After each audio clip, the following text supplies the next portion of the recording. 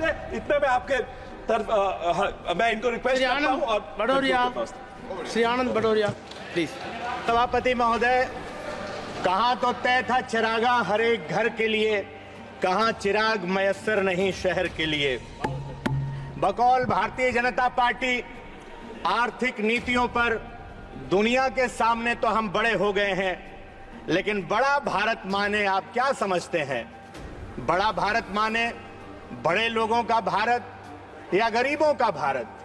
मैं सत्ता पक्ष के तमाम लोगों को सुन रहा था।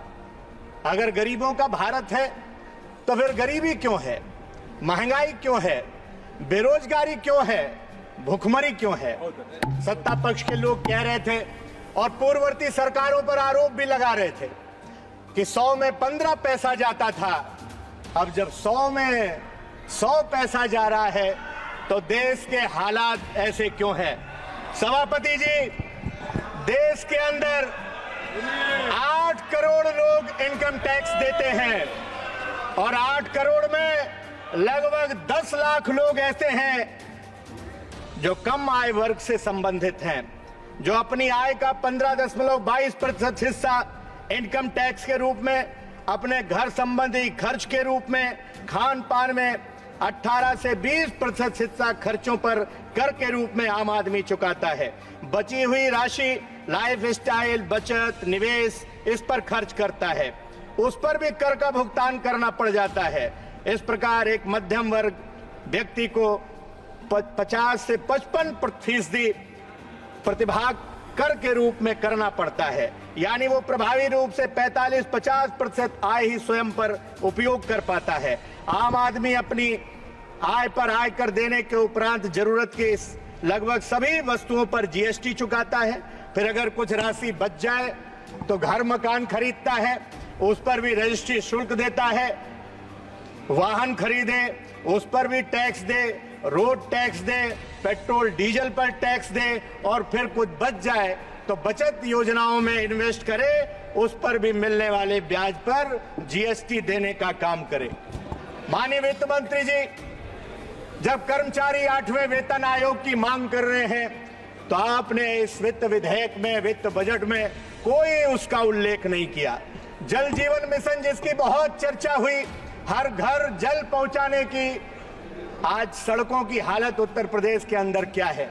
जो माननीय अखिलेश यादव जी ने सड़कें बनाई थी जनेश्वर मिश्रा ग्रामीण सड़क योजना के अंतर्गत, आज गांव की सारी सड़कें जल जीवन मिशन वालों ने खोद करके डाल दी और वो सड़क दोबारा बनाई नहीं, उसमें वही मिट्टी भर दी है। कई दुर्घटनाएं हो गई।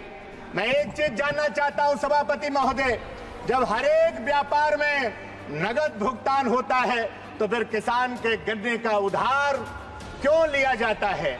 क्यों नहीं किसान जब गन्ना देता है तो उसको तत्काल उसका भुगतान कर दिया जाता है? आज राशन कार्ड के लिए लंबी लंबी लाइनें ई वेरिफिकेशन के नाम पर कंप्यूटर सेंटर पर लगी हुई है। किसानों का शोषण किया जा रहा है, गरीबों का शोषण किया जा रहा है। मजदूर का तो अंगूठा घिस गया है माननीय सभापति जी, अब उसका ई वेरिफिकेशन कैसे होगा? सरकार को इस पर भी सोचना चाहिए। स्वास्थ्य बीमा कार्ड की बात यहाँ स्वास्थ्य मंत्री जी कर रहे थे, लेकिन आपने कह दिया कि जिसके परिवार में 6 लोग होंगे उसी का कार्ड बनेगा। इस पर भी कभी सोचने का काम कर दीजिए।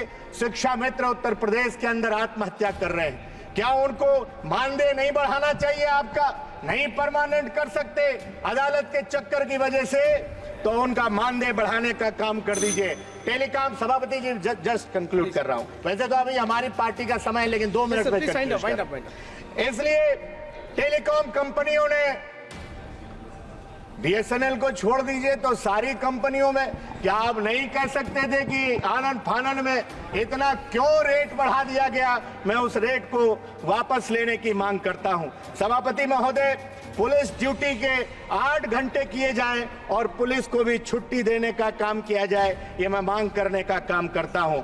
आपदा में अवसर लगातार आपका नारा सुनने को मिलता है, इसीलिए आपने जीवन बीमा और स्वास्थ्य बीमा में प्रीमियम लगा करके प्रीमियम पर 18% जीएसटी लगाने का काम कर दिया। माननीय सभापति जी, आर्थिक सर्वेक्षण में से स्पष्ट है कि देश में मांग सृजन होना चाहिए, इसलिए कृषि, ग्रामीण विकास, एमएसएमई तथा मैन्युफैक्चरिंग पर बिना ध्यान दिए ये संभव नहीं है। और पेट्रोल डीजल पर भी जीएसटी के दायरे में लाने का काम करना चाहिए, जिससे आम आदमी को कम से कम राहत मिल Thank you. सके। जो अनक्लेम्ड रकम Thank you, पड़ी हुई है please, 78,213 Honorable crore Minister has to रुपए, reply, और please. बैंक में जो कम पैसा रखने पर 8,300 करोड़ रुपए पड़ा हुआ है, उससे कम से कम किसानों का कर्जा माफ कर दीजिए। लेकिन मैं जानता हूं सभापति जी, ये ऐसा नहीं Thank करेंगे, क्योंकि इन्हें उद्योगपतियों का कर्जा माफ करना है, इन्हें पोत किसी एक आदमी को देना है, इन्हें एयरपोर्ट भी उसी उद्योगपति को देना है, इन्हें बिजली भी उसी उद्योगपति का सौंपना है, क्योंकि आगे आने वाले दिनों में जब वो उद्योगपति चाहेगा तो देश ठप कर देगा। अंत में Thank you. यहाँ दरख्तों के साये में भी धूप Thank you. लगती है। श्री ब्रिजेंद्र चलो सिंह यहाँ वाला। से चलें और उम्र। थैंक यू, हाँ, थैंक यू। धन्यवाद माननीय सभापति जी। मैं मेरे दल का भी बहुत आभारी हूँ कि मुझे बोलने का अवसर दिया। इस वित्त विधेयक पर देखने से लगता है कि ये धनवानों के लिए